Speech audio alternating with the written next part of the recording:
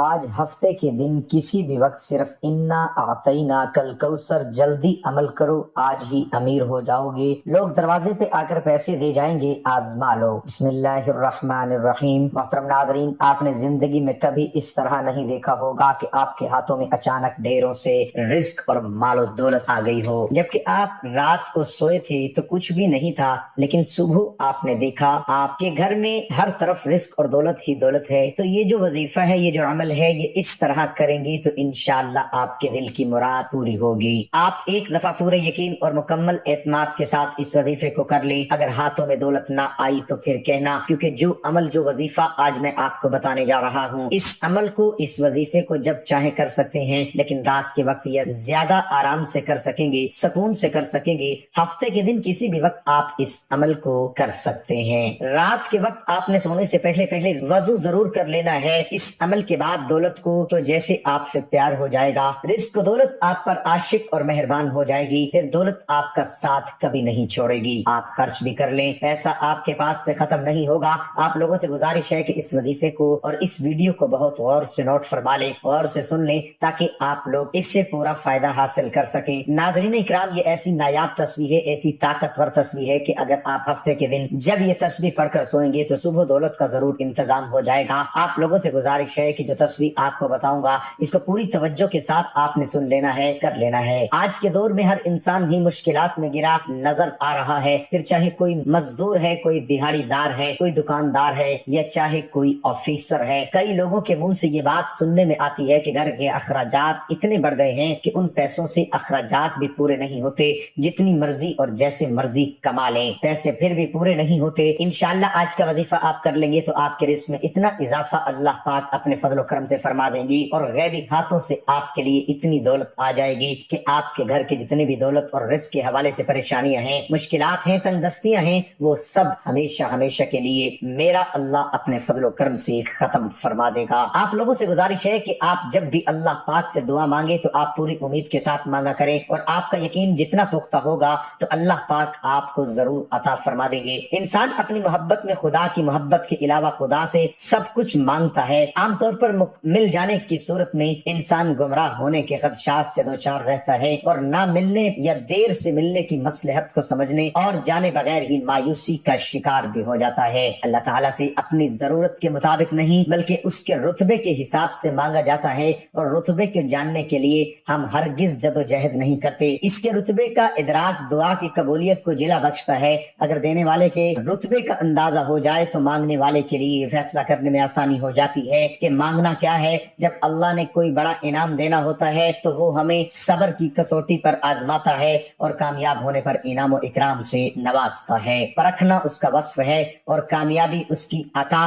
پھر وہ ہمیں مانگنے کے آداب سے بھی متعارف کراتا ہے، اور اپنے فضل کی بارش سے ہماری روح میں جل تھل بھی کرتا ہے۔ آپ توکل کے سفر میں کسی بھی مقام پر اپنے اعتماد کو ڈگمگانے نہ دیں۔ ہماری آزمائش اور ہمارے سفر میں صبر سے اٹھائے جانے والی مشکلات کا اجر ہمیں کسی اور صورت میں سفر کے دوران کسی اور مقام پر عطا کر دیا جاتا ہے۔ راستہ اور سفر اگر انجانی بھی منزل ہو تو دوران سفر ہی منزل کی بشارت اور نوید مل جاتی ہے۔ شرط یہ ہے کہ یقین کامل رہے۔ اللہ یقین کا نام ہے۔ جو ہی ہم اپنے یقین کو اس مقام پر لے آتے ہیں کہ جہاں ہمیں اس بات کی آگاہی ہو جاتی ہے کہ جو ہو رہا ہے اچھے کے لیے ہو رہا ہے، اور اللہ کی مصلحت پر تسلیم بارضا ہو جاتے ہیں، تو ہماری زندگی سے اضطراب ختم ہو جاتا ہے۔ اللہ کے حکم اور ہماری تسلیم کے درمیان جو فاصلہ ہے، اس کا نام اضطراب اور بے چینی ہے۔ ہم جو دے چکے ہیں یا پھر جو کچھ ہم آگے بھیج رہے ہوتے ہیں، وہ کسی نہ کسی صورت میں ہمیں واپس کر دیا جاتا ہے۔ صبر کا دامن تھامے رکھنے سے سفر میں اٹھانے والی تکالیف راستے کا چراغ بن کر زندگی میں اجالا بکھیرتی ہے۔ توکل اور یقین کامل کے ساتھ سفر کو جاری رکھنا ہی اصل کامیابی ہے۔ واصف علی واصف کا قول ہے کہ اگر ملاقات نہیں ہو رہی تو آپ انتظار میں ہی زندگی گزار دو، کیونکہ محبت کا انتظار بھی محبت سے ہی مشروط ہے۔ محبت ختم ہو گئی تو انتظار ختم ہو جائے گا۔ محبت کو زندہ رکھنے کے لیے انتظار کے دور سے گزرنا ضروری ہے۔ انسان اپنے معاملات کے حصول میں، اپنے مسائل سے نجات کی کوشش میں، یا پھر اپنی خواہشات کی تکمیل کے معاملے میں اللہ کے حکم کا محتاج ہے۔ انسان بے بس اور لاچار ہے۔ ہم ہرگز کسی بھی معاملے میں بے نیاز نہیں، اور جہاں انسان اپنی طاقت اور زور کے باوجود بے بس اور لاچار ہو جاتا ہے، وہاں انسان इंसान दुआ का सहारा लेता है, वहाँ इंसान अल्लाह की कुदरत के आगे लाचार होकर अपना फैसला, अपना मामला अल्लाह के सुपुर्द करता है। ये वो मकाम होता है जहाँ इंसान अपनी महरूमी अल्लाह के हुजूर पेश करता है और इल्तिजा करता है कि ए अल्लाह, हम तेरी कुदरत के आगे बेबस हैं, तू हमारे लिए आसानी फरमा, हमारी मदद फरमा। जिक्र बगैर फिक्र के मुमकिन ही नहीं। दुआ मांगते हुए दुआ के मफहूम को समझना इंतहाई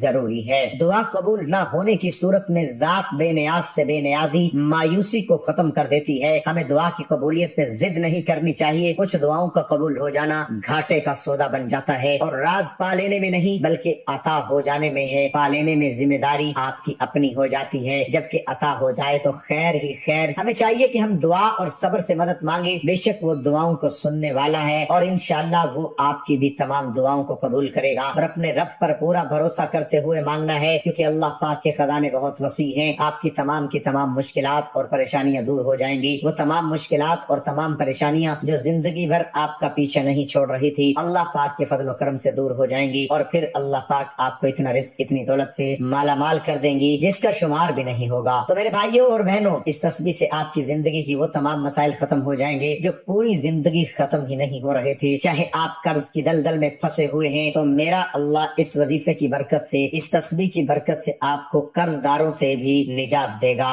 या आपके घर के अखराजात बहुत ज्यादा हैं, आमदनी या तनख्वाह बहुत थोड़ी है, तो अल्लाह पाक ऐसे वसीले पैदा करेगा, ऐसी जगह से आपको गैब के खजानों से रिस्क अता करेगा कि आपकी जो भी मुश्किलात हैं, हाजात हैं, वो हमेशा हमेशा के लिए सब खत्म हो जाएंगे। अब वजीफे को अच्छी तरह समझ लें, क्योंकि बाद में बहन भाई कमेंट में हमसे पूछते रहते हैं कि वजीफे की हमें ठीक से समझ नहीं आई, इस वजीफे को हम किस तरह करें। तो इस वजीफे को आप अपने पास महफूज कर लें। सबसे पहले मेरी अपनी तमाम बहनों से गुजारिश है कि इस वजीफे को अपने खास अय्याम में बिल्कुल न करना। ये अल्लाह पाक के 3 सिफाती नाम हैं जो इंशाअल्लाह आपको बताऊंगा, और साथ ही सूरत फातिहा और सूरत कौसर का वजीफा बताऊंगा। आप रोजाना रात को सोते वक्त कर लें, इंशाअल्लाह आपके मालो दौलत में, आपके रिस्क में बेपनाह इजाफे हो जाएंगे। इस वजीफे को आपने ज्यादा नहीं, सिर्फ 5 दिन करना है। 5 दिन आप पूरे यकीन, एतमाद और कामिल तवज्जो के साथ कर लें, तो सुबह आप उठकर देखेंगे 6ठे दिन आपके आसपास गैब से रिस्क, मालो दौलत आ चुका होगा। आप बावजू हालत में अपने बिस्तर पर जब सोने के लिए जाएं, तो सबसे पहले 1 मरतबा आऊज़ु बिल्लाहि मिनश शैतानिर रजीम पढ़ें, फिर 1 मरतबा बिस्मिल्लाहिर रहमानिर रहीम पढ़ें, फिर उसके बाद 3 मरतबा अव्वल व आखिर दरूद शरीफ इस वजीफे से पहले पढ़ लें। और कोशिश करें कि जब आप ये वजीफा शुरू करें, उस दौरान वजीफा मुकम्मल होने तक आपने किसी से बात नहीं करनी। आपने सबसे पहले 3 मरतबा दरूद पाक पढ़ना है। दरूद पाक आप कोई सा भी पढ़ सकते हैं, जैसा कि सल्लल्लाहु अलैहि वआलिहि वसल्लम। ये सबसे छोटा दरूद पाक कोशिश करें कि हमेशा दरूद इब्राहिमी ही पढ़ा करें। हजरत अब्दुल्ला इब्ने मसूद रजी अल्लाह ताला अन्हु फरमाते हैं कि एक रोज मैं नमाज पढ़ रहा था, रहमत आलम सल्लल्लाहु अलैहि वआलिहि वसल्लम भी वहीं तशरीफ फरमाते, और आप सल्लल्लाहु अलैहि वआलिहि वसल्लम के पास हजरत अबू बकर सिद्दीक और हजरत उमर रजी अल्लाह अन्हुमा भी हाजिर थे। चुनाचा नमाज के बाद जब मैं बैठा तो अल्लाह जल्ल शानु की तारीफ बयान करना शुरू की, और फिर रसूलुल्लाह सल्लल्लाहु अलैहि वआलिहि वसल्लम पर दरूद भेजा। उसके बाद मैं अपने दीनी और दुनियावी मकासद के लिए मांगने लगा। ये देखकर रसूलुल्लाह सल्लल्लाहु अलैहि वआलिहि वसल्लम ने फरमाया कि मांगो दिए जाओगे, यानी दुआ मांगो जरूर कबूल होगी। जामिया तिरमिज़ी अल्लाह ताला दरूद पढ़ने वाले को भी बहुत से इनामात और फवाइद से नवाजते हैं। और मुमिनीन के आप सल्लल्लाहु अलैहि वआलिहि वसल्लम पर दरूद पढ़ने के बदले में अल्लाह ताला बढ़ा चढ़ाकर उन पर रहमत नाजिल फरमाते हैं। इमाम नसाई रिवायत करते हैं कि हजरत अब्दुल्ला इब्ने अबी तलहा अपने वालिद से नकल करते हैं कि आप सल्लल्लाहु अलैहि वआलिहि वसल्लम एक दिन तशरीफ लाए, तो आप सल्लल्लाहु अलैहि वआलिहि वसल्लम के चेहरे मुबारक पर खुशी के आसार थे। मैंने कहा आज हम आपके चेहरे पर खुशी के आसार महसूस कर रहे हैं। तो आप सल्लल्लाहु अलैहि वआलिहि वसल्लम ने फरमाया कि मेरे पास हजरत जिब्राइल अलैहिस्सलाम तशरीफ लाए और कहा, ए मोहम्मद, अल्लाह ताला फरमा रहे हैं कि क्या आप इस बात से खुश नहीं कि जब भी कोई शख्स आप पर दरूद भेजे तो मैं उस पर 10 रहमतें नाजिल करूंगा, और जब भी कोई शख्स आप पर सलामती भेजे तो मैं 10 सलामती उस पर नाजिल करूंगा। हजरत अबू हुरैरा रज़ी अल्लाह ताला अन्हु से रावी है कि आका नामदार सल्लल्लाहु अलैहि वआलिहि वसल्लम ने फरमाया, जो आदमी मुझ पर 1 मरतबा दरूद भेजेगा अल्लाह ताला उस पर 10 रहमतें नाजिल फरमाएगा। हजरत अनस रज़ी अल्लाह ताला अन्हु से रावी है, रहमत आलम सल्लल्लाहु अलैहि वआलिहि वसल्लम ने फरमाया, जो आदमी मुझ पर 1 मरतबा दरूद भेजेगा अल्लाह ताला उस पर 10 मरतबा रहमतें नाजिल फरमाएगा, उसके 10 गुनाहों को माफ करेगा और तक़र्रुब इल्लाह के सिलसिले में उसके 10 दर्जे बुलंद करेगा। हजरत अब्दुल्ला इब्ने मसूद रज़ी अल्लाह ताला अन्हु से रावी है कि रहमत आलम सल्लल्लाहु अलैहि वआलिहि वसल्लम ने फरमाया, क़यामत के दिन लोगों में सबसे ज्यादा मुझसे करीब वो लोग होंगे जो मुझ पर अक्सर दरूद पढ़ने वाले हैं। हजरत अब्दुल्ला इब्ने मसूद रज़ी अल्लाह ताला अन्हु से रावी है कि रहमतुल लिल आलमीन सल्लल्लाहु अलैहि वआलिहि वसल्लम ने فرمایا اللہ تعالیٰ کے بہت سے فرشتے جو زمین پر سیاحت کرنے والے ہیں میری امت کا سلام میرے پاس پہنچاتے ہیں۔ محترم ناظرین، درود ابراہیمی ایک مرتبہ میرے ساتھ بھی ثواب کے طور پر پڑھ لیں۔ اللہم صلی علی محمد وعلی آل محمد کما صلیت علی ابراہیم وعلی آل ابراہیم انک حمید مجید۔ اللہم بارک علی محمد وعلی آل محمد کما بارکت علی ابراہیم وعلی آل ابراہیم انک حمید مجید۔ جب 3 مرتبہ درود پاک پڑھ لیں تو ان 3 ناموں کی ایک تسبیح پڑھ لینی ہے۔ پورے 3 ناموں کو ایک دفعہ پڑھیں گے تو وہ ایک بار ہی شمار ہوگا۔ میں بھی آپ لوگوں کے سامنے ایک بار دوہرا لیتا ہوں، یا غنیو، یا مغنیو، یا رزاقو۔ آپ نے بھی اس طرح سے پڑھنا ہے۔ اللہ پاک کے یہ نام یا غنیو، یا مغنیو، یا رزاقو، یہ تینوں اکٹھے ہونے سے ایک شمار ہوتا ہے۔ پھر اس طرح دوبارہ سن لیں، یہ پورے 3 نام ایک دفعہ پڑھیں گے تو وہ ایک ہی بار شمار ہوگا۔ ایک تسبیح پر آپ نے 121 مرتبہ پڑھ لینی ہے۔ اس کے بعد 11 مرتبہ سورۃ فاتحہ پڑھ لینی ہے۔ بسم اللہ الرحمن الرحیم، الحمدللہ رب العالمین، الرحمن الرحیم، مالک یوم الدین، إياك نعبد وإياك نستعين، اهدنا الصراط المستقيم، صراط الذين أنعمت عليهم غير المغضوب عليهم ولا الضالين۔ اس کے بعد 33 مرتبہ سورۃ کوثر پڑھنی ہے۔ إنا أعطيناك الكوثر فصل لربك وانحر إن شانئك هو الأبتر۔ اس کے بعد 300 مرتبہ استغفر اللہ استغفر اللہ استغفر اللہ پڑھے۔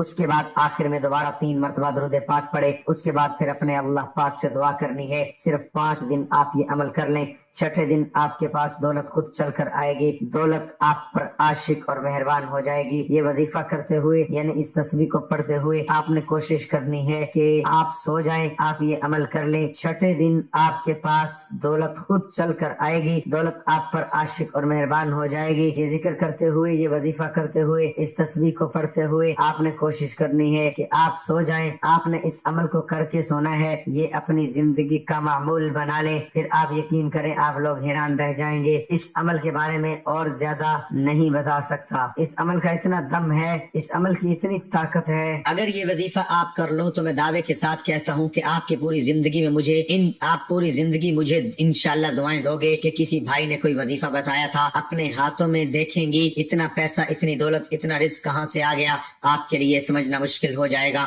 یہ جاننا مشکل ہو جائے گا میں نے ایسا کون سا کام کر دیا ہے۔ پہلے بھی میں یہی کام کرتا تھا، لیکن اب اللہ پاک نے اتنے رزق سے مجھے نواز دیا ہے، پیسہ عطا فرما دیا ہے کہ مجھے سمجھ ہی نہیں آ رہی کہ اتنا پیسہ کہاں سے آ رہا ہے۔ اس کے بعد آپ سب نے دعا کرنی ہے، یا اللہ آپ کو اپنی شان کریمی کا واسطہ ہم گناہ گاروں پر اپنے گھر کے دروازے کبھی بھی بند نہ کرنا۔ ہم سیاکار ہیں، خطا کار ہیں، لیکن ہیں تو تیرے ہی بندے، تیرے سوا ہمارا کوئی سہارا نہیں ہے۔ یا ذوالجلال والاکرام، ہم تجھ سے اپنے گناہوں کی معافی مانگتے ہیں، ان گناہوں کی معافی مانگتے ہیں جو تنہائی میں کیے، یا محفل میں کیے، یا نادانی میں کیے، یا انجانے میں کیے۔ یا اللہ اپنی شان کریمی کے صدقے، اپنے کعبہ کی عظمت کے صدقے ہمیں معاف فرما دے، آمین ثم آمین۔